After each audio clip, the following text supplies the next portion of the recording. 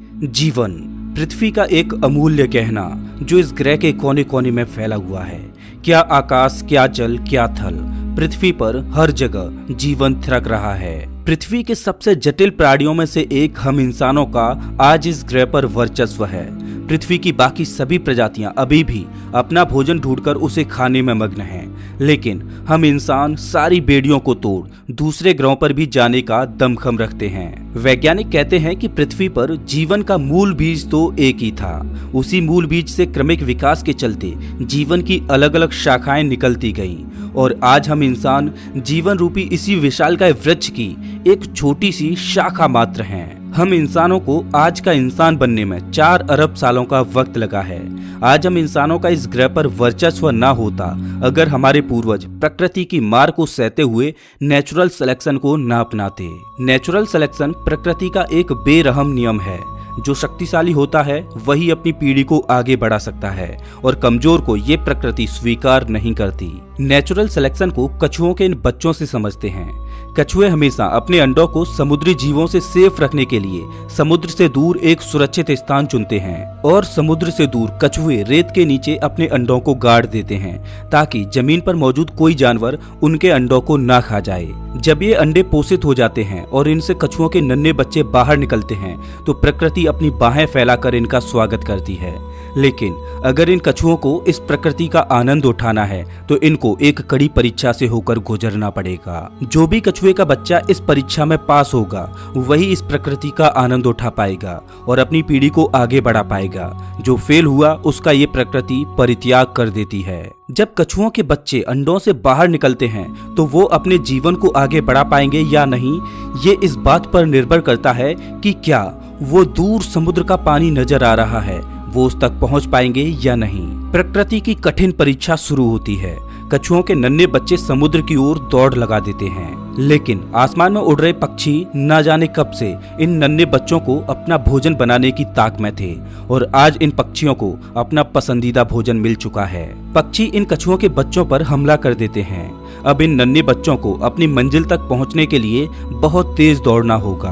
अगर वो आज तेज नहीं दौड़ेंगे तो फिर कभी भी वो इस प्रकृति का आनंद नहीं उठा पाएंगे।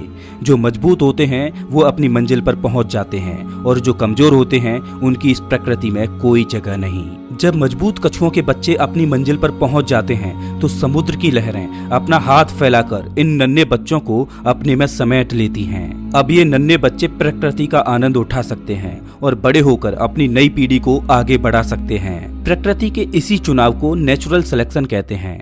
हम इंसान ना जाने कितनी ही बार नेचुरल सिलेक्शन से होकर गुजरे हैं और आज भी हम प्रकृति के इसी चुनाव से होकर गुजर रहे हैं। हम पिछले 4 अरब सालों से प्रकृति की मार को सहते हुए आगे बढ़े हैं। हमने ना जाने कितनी ही बार महाप्रलयों को देखा है, ना जाने कितनी ही प्रजातियों को विलुप्त होते हुए देखा है, लेकिन जीने की जिद हमने कभी नहीं छोड़ी और इसी जीने की जिद्दोजहद के चलते हमारा जीवन का सफर बहुत ही रोमांच से भरा रहा है। दोस्तों, आज की इस वीडियो में हम सफर करने वाले हैं अपने अतीत में। हम जानेंगे कि कैसे सिंगल सेल से आज की ये जटिल लाइफ बनी, कैसे हमने प्रकृति के नेचुरल सिलेक्शन को अपनाया, वो कौन सी घटनाएं थीं जिनके घटने से आज हमारा ये जीवन यहाँ तक पहुँच पाया और इवोल्यूशन यानी कि क्रमिक विकास ने कैसे हमें आज का इंसान बनाया। नमस्कार दोस्तों, मैं हूँ श्याम तोमर, स्वागत करता हूँ आपका इस वीडियो में। अभी से 4 अरब साल पहले हमारी पृथ्वी का माहौल नर्क की तरह था। हर जगह धधकता हुआ लावा फैला हुआ था। गैस और धूल के बादलों ने पूरी पृथ्वी को चारों ओर से ढक रखा था। पृथ्वी की ऐसी परिस्थितियों को देखकर लगता नहीं कि कभी इस पर करोड़ों प्रजातियां फल फूलने वाली हैं। वैज्ञानिक मानते हैं कि पृथ्वी के ऐसे माहौल में पहली बार जीवन के बीज का जन्म हुआ। अब असल में जीवन का वो पहला बीज पृथ्वी पर कहां से आया, इसका कोई सटीक जवाब नहीं है। वैज्ञानिक जीवन के पहले बीज के बारे में अलग अलग थ्योरीज देते हैं। कुछ वैज्ञानिक मानते हैं कि जीवन का पहला बीज किसी उल्का के साथ अंतरिक्ष से ही पृथ्वी पर आया, तो कुछ मानते हैं कि जीवन का पहला बीज पृथ्वी पर पानी में कुछ रसायनों के मिलने से स्वतः ही पैदा हो गया। लेकिन मेरे, आपके और पृथ्वी पर मौजूद सभी प्रजातियों के जीवन का सफर 4 अरब साल पहले पृथ्वी के नर्क जैसे माहौल में पानी के अंदर सिर्फ एक कोशिका के रूप में यानी सिंगल सेल के रूप में शुरू हुआ। ये जो आप सेल देख रहे हो ये हमारा पूर्वज है और इस पृथ्वी पर जीवन का सबसे पहला बीज। 4 अरब साल पहले इस सेल ने नींव रखी आज का इंसान बनने की। इस सेल के अंदर डीएनए के रूप में कुछ कोड्स और इंफॉर्मेशन छुपी हुई हैं। इस सेल में मौजूद जीन्स इंफॉर्मेशन को बाहर भेज सकते हैं। तकरीबन 50 करोड़ सालों तक पृथ्वी पर जीवन सिंगल सेल के रूप में ही बना रहा और 50 करोड़ सालों के बाद जीवन ने एक नया मोड़ लिया। अभी से करीब 3.5 अरब साल पहले सिंगल सेल ने खुद की कॉपी बनाना शुरू कर दिया और खुद का ही एक क्लोन तैयार करना शुरू कर दिया। ये एक अद्भुत घटना थी क्योंकि एक सेल का खुद का क्लोन बनाने से जीवन का एक नए रूप में फिर से नया जन्म हो सकता था और पुराने सेल एक नई पीढ़ी को जन्म दे सकते थे। अगर ये सेल खुद का क्लोन न बना पाते तो पृथ्वी पर जीवन तभी समाप्त हो गया होता जब जीवन के पहले बीज ने जन्म लिया था। 2 बिलियन सालों तक ऐसा ही चलता रहा। पुराने सेल खुद की नई कॉपी बना देते और वो इंफॉर्मेशन को एक जनरेशन से दूसरी जनरेशन तक पास कर देते। लेकिन करीब 2 बिलियन सालों के बाद एक और अद्भुत घटना घटी। 2 सेल आपस में मर्ज हुए और उन दोनों के जीन्स आपस में कंबाइंड हुए। अब ये मर्ज सेल खुद का क्लोन बनाने लगे, जिनके क्लोन में अब एक नहीं बल्कि 2 सेल्स के जीन्स मौजूद थे। इस घटना के बाद जीवन की नई नई शाखाएं निकलने लगी। इन सेल्स में म्यूटेशन होने लगा और मल्टी सेलुलर ऑर्गेनिज्म पनपने लगी। जीवन धीरे धीरे जटिल होता गया। इन्हीं सेल्स से पानी के अंदर नई नई प्रजातियां बनती गईं, जिनमें से एक प्रजाति के जीव हमारे पूर्वज थे जिनसे हम बने। ये हैं महज 3 इंच लंबे वाटर वॉर्म, जो अभी से 5.5 मिलियन साल पहले पाए जाने वाले हमारे पूर्वज हैं। लेकिन ये अभी पूरी तरह से अंधे हैं। अभी तक इन्हें प्रकाश को देखने की जरूरत ही महसूस नहीं हुई, तो कुदरत ने इन्हें अभी तक आंखें भी नहीं दी। लेकिन अब वो समय आ गया है जब इन्हें अपनी पीढ़ी को आगे बढ़ाने के लिए और खतरों से बचने के लिए आंखों की जरूरत है। इसके बाद करीब 20 मिलियन सालों का वक्त लगा ऐसे सेल्स बनने में जो प्रकाश को देख पाएं और फाइनली इन वाटर वॉर्म का अंधेरा समाप्त हो गया। अब ये पहली बार इस रंगीन दुनिया को अपनी आंखों से देखने योग्य बन गए, क्योंकि अब हमारे पूर्वजों की आंखें बन चुकी थीं। अब हमारे पूर्वज इस दुनिया को अपनी आंखों से एक्सप्लोर कर रहे थे, लेकिन अब आंखों के द्वारा देखी गई इस इंफॉर्मेशन को प्रोसेस करने के लिए एक और चीज की जरूरत थी और उस जरूरत को पूरा करने के लिए आंखों के पीछे एक छोटा सा दिमाग विकसित होता गया। अब हमारे पूर्वज इवोल्यूशन के चलते एक वर्म न रहकर एक मछली के आकार जैसे बन गए। हमारा दिमाग अब छोटे मोटे सिंपल डिसीजंस ले सकता था, इंफॉर्मेशन को प्रोसेस कर सकता था। लेकिन जैसा कि मैंने आपको अभी बताया था कि सेल्स में म्यूटेशन की वजह से कई तरह की प्रजातियां बनती गईं, जिनमें से कुछ खतरनाक भी थीं। और ऐसी ही खतरनाक प्रजातियों से अब हमें खतरा था। अगर हमें जीवित बचकर नेचुरल सिलेक्शन का हिस्सा बनना है तो हमें इन खतरनाक जीवों से बचना होगा। और इवोल्यूशन ने अपना काम किया। समुद्र के पानी में सरवाइव करने के लिए हमारी चमड़ी अब कठोर हो चुकी थी।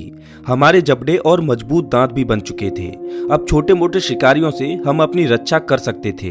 अभी से 375 मिलियन साल पहले हम एक आर्मर्ड फिश बन चुके थे। हमारी लंबाई तकरीबन 1 फुट थी और हमारा भोजन छोटी छोटी मछलियां थीं। लेकिन अभी भी समुद्र पर राज तो किसी और का ही चल रहा था। अब हमारे पास सिर्फ 2 ही रास्ते थे, या तो इन समुद्री मॉन्स्टर्स का भोजन बन जाएं और अपनी जर्नी को यहीं समाप्त कर दें, या फिर सरवाइव करने के लिए कोई और रास्ता चुनें। और हमने चुना उथला पानी। उथले पानी में समुद्री मॉन्स्टर्स नहीं आ सकते थे, लेकिन यहाँ पर भी एक समस्या थी। यहाँ पर ऑक्सीजन की कमी थी। अपने आप को बचाने के लिए अभी से करीब 375 मिलियन साल पहले हमने कुछ ऐसा किया जिसको इससे पहले किसी भी मछली ने नहीं किया था। हमने पहली बार अपना मुंह पानी से बाहर निकाला और पहली बार हवा को अपनी सांसों में खींचा। अब जो हवा हम खींच रहे थे उसके लिए हमारे शरीर में एक नए ऑर्गन का विकास हुआ, हमारे फेफड़ों का। अब हम इक्थियोस्टेगा बन चुके थे। अब हम हवा और पानी दोनों की सांसें ले सकते थे। अब हमारे पास लंग्स और गिल्स दोनों ही थे। आज के समय में हमारे गिल्स पूरी तरह से खत्म हो चुके हैं, क्योंकि अब हमें गिल्स की कोई जरूरत नहीं पड़ती और हम केवल केवल लंग्स के सहारे ही जिंदा रह सकते हैं, लेकिन अभी भी गिल्स की मैकेनिज्म हमारी बॉडी में बनी हुई है, जिससे कभी कभी हमें हिचकियां आती हैं। अभी से 365 मिलियन साल पहले हमने अपने सिर को पानी से बाहर निकाला और एक नई दुनिया को एक्सप्लोर करने चले। हमारे सामने पानी से बाहर जमीन पर एक खूबसूरत दुनिया नजर आ रही थी और पहली बार हम पानी से निकलकर जमीन पर आए, जहां एक नई दुनिया हमारा इंतजार कर रही थी। ये वो अद्भुत पल था जब हमने नए जीवन की खोज में पानी को छोड़ जमीन को चुना था। यहाँ हमारे लिए खाना भी था और सांस लेने के लिए हवा भी थी। एक थियोस्टेगा वो मछली थी जो पानी से बाहर निकली थी, लेकिन यहाँ पर सूर्य की रोशनी तेज थी, तो उसको सहन करने के लिए हमारी चमड़ी और मोटी होती गई। अब हमने जमीन पर जीना सीख लिया था।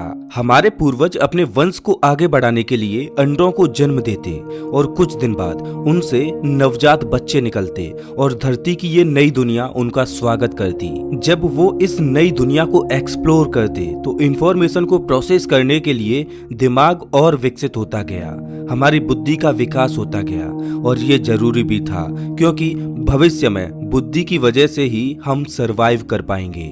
लेकिन पृथ्वी की इस जमीन पर हम अकेले नहीं थे। यहाँ भी हमारे कॉम्पिटिटर मौजूद थे, जिनसे हमें अपने भोजन के लिए लड़ाइयाँ लड़नी पड़ती।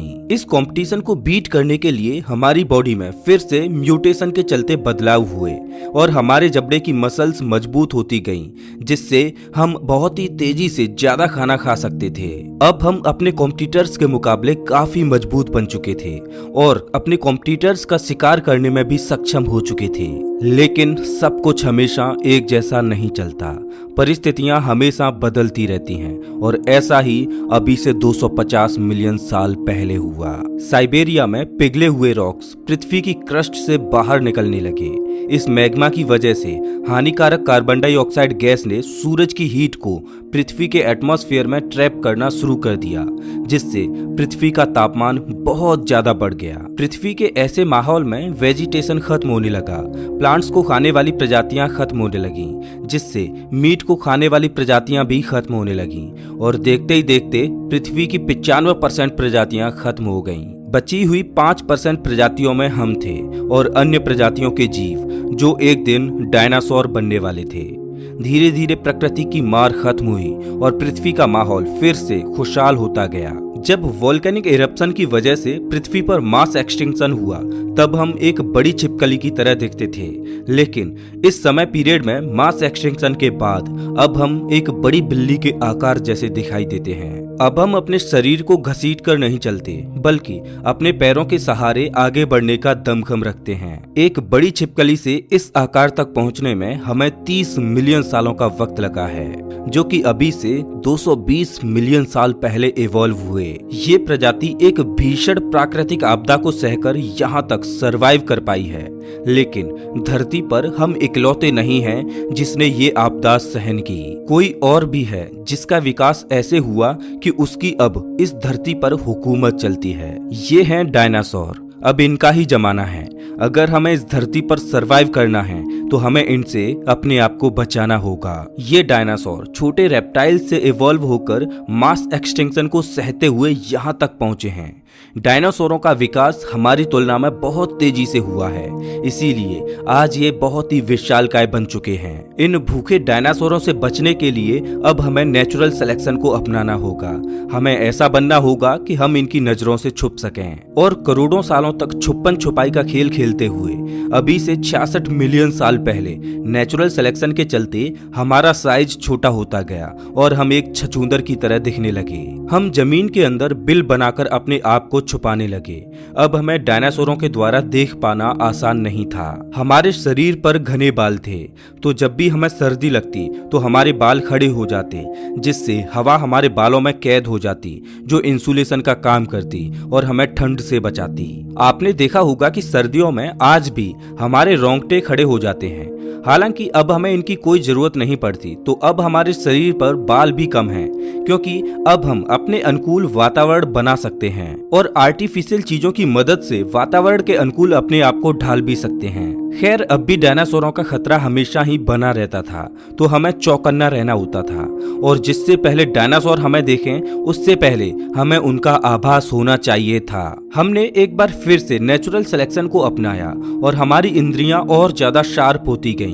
हमारे देखने, सुनने और डायनासोरों को सूंघने की क्षमता बढ़ती गई और इससे पहले डायनासोर हमें देखते हम चौकन्ने हो जाते। अब हमारा दिमाग और जटिल होता जा रहा था, क्योंकि अब हमें सिचुएशन के हिसाब से तुरंत फैसले लेने की जरूरत थी। अब इंसानियत का भविष्य इस छोटी सी प्रजाति पर डिपेंड है। अगर ये अपने छोटे से दिमाग और तेज सेंसेज का इस्तेमाल करने में फेल हुए तो हमारा कोई अस्तित्व नहीं। लेकिन इन्होंने इस बाधा को भी पार करना सीख लिया। हम इंसानों के लिए अगर कोई अच्छी चीज हुई है तो वो थे डायनासोर। उन्हीं की वजह से आज हमारे पास एक तेज दिमाग और पावरफुल सेंसेज हैं। इससे पहले हमारे पूर्वज अंडे दिया करते थे, लेकिन सिचुएशन कुछ ऐसी थी कि जहां खुद अपनी जान बचाने के लिए लेने के देने पड़ रहे थे, तो ऐसे माहौल में भला ये अपने अंडों की देखभाल कैसे करते। तो इन्होंने एक बार फिर से नेचुरल सिलेक्शन को अपनाया और कुदरत ने इन्हें एक और शक्ति दी। वो शक्ति थी एक जिंदा बच्चे को जन्म देने की। अब बच्चों का विकास शरीर के बाहर नहीं बल्कि शरीर के अंदर कोख में होने लगा और उन नन्हे बच्चों को भोजन देने के लिए हमारी स्वीट ग्लैंड्स विकसित होकर मेमोरी ग्लैंड में बदल गईं, जिससे अब हम इस काबिल हो गए कि अपने नन्हे बच्चों को दूध पिलाकर उनकी भूख शांत कर सकते थे। इस नेचुरल सिलेक्शन की वजह से अब हमारी प्रजाति का इस दुनिया में सरवाइव करना आसान हो गया। ये सिंगल सेल से इंसान बनने के सफर में हमारे लिए बहुत बड़ी उपलब्धि थी। इस छोटे से जीव से लगभग 4000 प्रजातियां विकसित हुईं, एक छोटे से चूहे से लेकर बड़ी व्हेल तक और हम इंसानों तक। यहाँ से मैमल्स का जमाना शुरू हो गया। लेकिन अभी भी पृथ्वी पर हुकूमत चल रही थी डायनासोरों की, लेकिन कुदरत के सामने किसी की भी नहीं चलती। अभी से 65 मिलियन साल पहले एक बार फिर से पृथ्वी पर महाविनाश की घटना घटी। एक माउंट एवरेस्ट के साइज की चट्टान अंतरिक्ष से तेज रफ्तार से आई और मेक्सिको के पास खाड़ी में जा टकराई। उस एस्ट्रॉयड के टकराने से पृथ्वी पर एक महाप्रलय आई। धूल के बादलों ने संपूर्ण पृथ्वी को चारों ओर से घेर लिया। इम्पैक्ट की वजह से जगह जगह पर ज्वालामुखी फटने लगे, पृथ्वी पर तीव्र भूकंप आने लगे। पृथ्वी पर तापमान इतना बढ़ गया कि इस पर चारों तरफ आग ही आग थी। वेजिटेशन जलकर ध्वस्त हो गया, डायनासोर जलकर राख में तब्दील हो गए। अकेले डायनासोर ही नहीं बल्कि अन्य बड़ी बड़ी प्रजातियों के जीव भी अपना दम तोड़ने लगे। ये प्रलय इतनी भयानक थी कि हमारे पास अब सरवाइव करने का सिर्फ एक ही चारा था, धरती में बिल बनाएं और उसमें छुपकर अपने आप को बचाएं। सौभाग्य से हम इस काम में काफी माहिर हो चुके थे और हमने ऐसा ही किया। पृथ्वी पर जितने भी भारी भरकम जानवर थे वो अब विलुप्त हो चुके थे। केवल छोटे छोटे जीव ही इस आपदा में सरवाइव कर पाए और सौभाग्य से हम उनमें से एक थे। इस महाप्रलय ने फिर से पृथ्वी की 95% से ज्यादा प्रजातियों को विलुप्त कर दिया। धूल, राख और धुएं के बादलों ने सूर्य की लाइट को ब्लॉक कर दिया।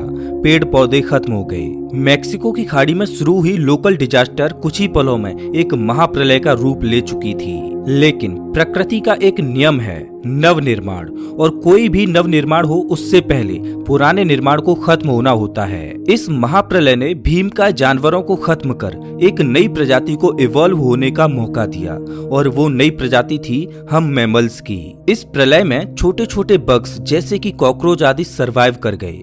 अब हमारा भोजन केवल यही थे। इन्हें ही खाकर हमारे पूर्वजों ने अपनी भूख शांत की और अपने आप को जिंदा रख पाए। आज हम इस धरती पर हैं तो इसमें बहुत बड़ा हाथ इन कॉकरोचों का भी है, जिनको खाकर हमारे पूर्वज जिंदा रहे। अगर आप घर में कोई कॉकरोच देखें तो उसको थैंक यू जरूर बोलना, क्योंकि उन्हीं की वजह से आज हमारा अस्तित्व है। अब पृथ्वी पर मैमल्स डोमिनेट कर रहे थे। उस समय हमारा साइज केवल 6 इंच का था। धीरे धीरे पृथ्वी की परिस्थितियां फिर से बदली। महाप्रलय को अब 5 मिलियन साल बीत चुके थे। वनस्पति जीवन ने एक बार फिर से पृथ्वी को हरा भरा कर दिया। पेड़ों पर फल लगने लगे और पकने लगे, जिनमें वो सारे पोषक तत्व मौजूद थे जो हमें चाहिए थे। सीधी सी बात है, हम जितना खाना खाएंगे उतना ही लंबा जीवन जिएंगे। लेकिन परेशानी ये थी कि फल पेड़ों पर उगते थे और हम जमीन पर रहते थे। तो मदर नेचर ने एक बार फिर से हमें सेलेक्ट किया और नेचुरल सिलेक्शन की वजह से हमारा एवोल्यूशन कुछ ऐसे हुआ कि अब हम बंदरों की तरह पेड़ों पर चढ़कर उछल कूद कर सकते थे और पेड़ों पर लगे फलों को खा सकते थे। अभी से 56 मिलियन साल पहले हम पेड़ों की इस नई दुनिया के पूरी तरह वासिंदे हो चुके थे। अब हमें जमीन से कोई लेना देना नहीं रहा, क्योंकि एक पेड़ से दूसरे पेड़ पर उछल कूद कर हम अपना भोजन जुटा सकते थे। लेकिन हमारी दुनिया हमेशा ऐसी नहीं रहने वाली थी। आने वाले 10 मिलियन सालों तक पृथ्वी का टेम्परेचर शिफ्ट होने लगा, जंगल सूखते गए और छोटे होते गए, जिस वजह से खाने की किल्लत बढ़ने लगी। ऐसे में नेचुरल सिलेक्शन ने फिर से अपना काम किया। हमारी पूंछ गायब होती गई, हमारे हाथ लंबे होते गए, जिससे हम अपनी बाहों को स्ट्रेच करके फलों को आसानी से तोड़ सकते थे। हम हमेशा पेड़ों की डालियों से चिपके रहते थे। पृथ्वी के तापमान में आए बदलावों ने हमारे पूर्वजों को भी हमेशा के लिए बदल दिया। हम पृथ्वी के माहौल के हिसाब से ढलते गए और मदर नेचर हमें बदलती गई। लेकिन पृथ्वी का ये बदलाव यहीं नहीं रुका।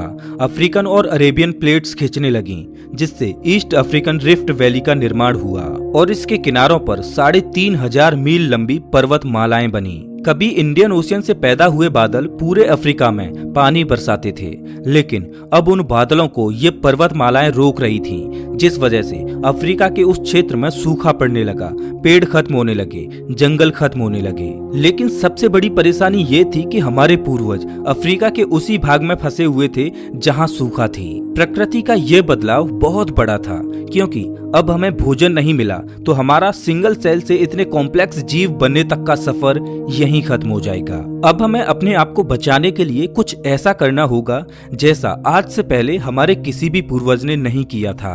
अभी से 4.4 मिलियन साल पहले हम आर्टिपिथिकस रेमिडस थे।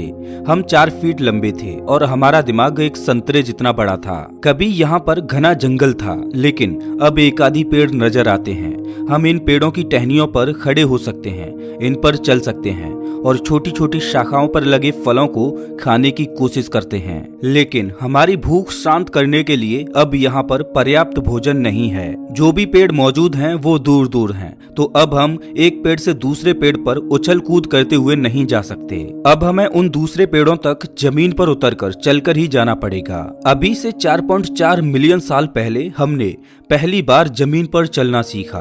अब हम केवल 2 पैरों पर चल सकते थे, जिससे अब हमारे हाथ आजाद हो गए थे, जिससे हम जमीन पर खड़े होकर पेड़ों से फलों को तोड़ सकते थे। अब हमारा काम आसान हो गया था और तेज हो गया था। हम हाथों की मदद से बहुत सारे खाने को जुटा सकते थे। आने वाले 1.2 मिलियन सालों तक हमारा क्रमिक विकास होता रहा और हमारा शरीर इस तरह से विकसित हुआ कि हम 2 पैरों पर और तेज चलने लगे। हम पेड़ों को छोड़ खुले मैदानों की ओर रुख कर चुके थे। 2 पैरों पर चलने के कारण हम तेज तो हुए, जिससे हमें खाना पानी और आसरा ढूंढने में आसानी हुई। लेकिन 2 पैरों पर चलने की वजह से चाइल्ड बर्थ में कठिनाइयां आने लगी, जिससे फुली डेवलप्ड बच्चे को जन्म देना आसान नहीं था। ऐसे में नेचुरल सिलेक्शन ने एक बार फिर से अपना काम किया। हम ऐसे बच्चों को जन्म देने लगे जो समय से पहले ही पैदा हो जाते। माँ की कोख में बच्चे का जो जरूरी विकास होना होता वो हो जाता और बचा हुआ डेवलपमेंट जन्म के बाद होता। आपने देखा होगा कि हम इंसान एक ऐसी प्रजाति हैं जिनके बच्चे जन्म लेने के बाद भी कमजोर होते हैं, जिनको अपने पैरों पर चलने में महीनों लग जाते हैं और माँ को अपने शिशु को सालों तक दूध पिलाना होता है, उसकी केयर करनी होती है, तब जाके उसका शरीर फुली डेवलप्ड होता है। लेकिन आपने ये भी देखा होगा कि जानवरों के बच्चों के साथ ऐसा नहीं होता। कोई जानवर जब अपने बच्चे को जन्म देता है तो उसका बच्चा जन्म लेने के कुछ ही मिनटों के बाद उछल कूद करने लगता है, दौड़ने लगता है, लेकिन ऐसा इंसानों के बच्चों में नहीं होता। अभी से 3.2 मिलियन साल पहले हम ऑस्ट्रेलोपिथिकन थे।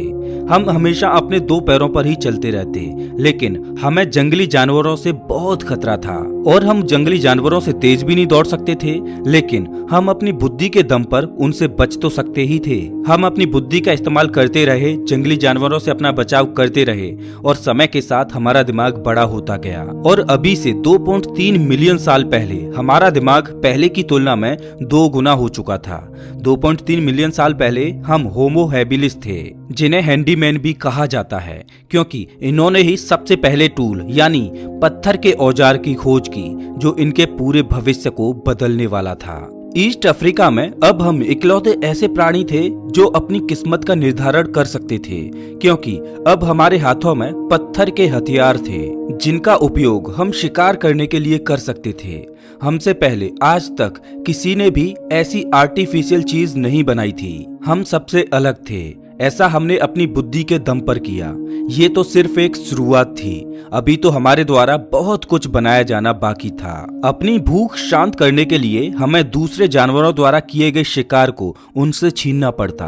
कभी कभी तो हमें अपने भाई बंधुओं से ही लड़ाई करके खाना छीनना पड़ता, और ऐसा करने में हम सफल भी हो जाते, क्योंकि अब हमारे पास पत्थर का हथियार था जो कि हमारी बहुत बड़ी ताकत बन चुका था। कई बार तो ऐसा होता कि जिस खाने को हथियाने के लिए हम लड़ाइयां लड़ते उसमें मीट खत्म हो जाती, सिर्फ हड्डियों का ढांचा बचा रह जाता। अफ्रीका के उस हिस्से में पेड़ खत्म हो चुके थे, तो अब हमारे पास खाना जुटाने का कोई दूसरा विकल्प भी नहीं था। तो हमने अपने द्वारा हथियाई गई हड्डियों को तोड़ना शुरू कर दिया, जिनके अंदर बोन मैरो मौजूद थी, जिसमें वो सारे न्यूट्रिशन थे जो हमारी बॉडी को सरवाइव करने के लिए चाहिए थे। हमारा लक अच्छा होता तो हमें ताजा मीट भी मिल जाती, नहीं तो सिर्फ बोन मैरो खाकर ही काम चलाना पड़ता। मजबूत हड्डियों के अंदर लॉक बोन मैरो को बाहर निकालने के लिए अब हमारे हाथों में एक शानदार टूल था। समय के साथ हम पत्थर के औजारों को जितना इस्तेमाल करते गए उतना ही हम उनको अच्छी तरह से पकड़ने में सक्षम होते गए। समय के साथ हमारे हाथों के अंगूठे बड़े होते गए, जिस वजह से टूल्स को होल्ड करना आसान हो गया। आज भी हमारे दैनिक जीवन में अंगूठे का बहुत उपयोग है। बिना अंगूठे के तो मानो हम अधूरे ही हैं। आज आप जिस पेन को पकड़कर लिख पाते हो, ये संभव हो पाता है सिर्फ अंगूठे की वजह से। इसके अलावा हम अन्य चीजों को अपने हाथों में बड़ी ही आसानी से होल्ड कर सकते हैं। ऐसा हो पाता है सिर्फ एक ही वजह से, क्योंकि अभी से 2 मिलियन साल पहले हमारे पूर्वजों ने पत्थरों के जो टूल्स यूज किए थे उन्होंने हमारी बॉडी के स्ट्रक्चर को ही बदल दिया। क्रमिक विकास चलता रहा और आज से 1.8 मिलियन साल पहले हम होमो इरेक्टस बने। यहाँ से पहले तक हम स्कैवेंजर्स थे जो किसी और के द्वारा किए गए शिकार को चुरा लेते, लेकिन अब हम हंटर बन चुके हैं। अब हम खुद से शिकार करते हैं और भोजन की किल्लतों को दूर करते हैं। अब हमने अपनी प्रजाति के लोगों के साथ मिलकर काम करना शुरू कर दिया है। हम साथ मिलकर शिकार करते हैं और साथ में खाते हैं।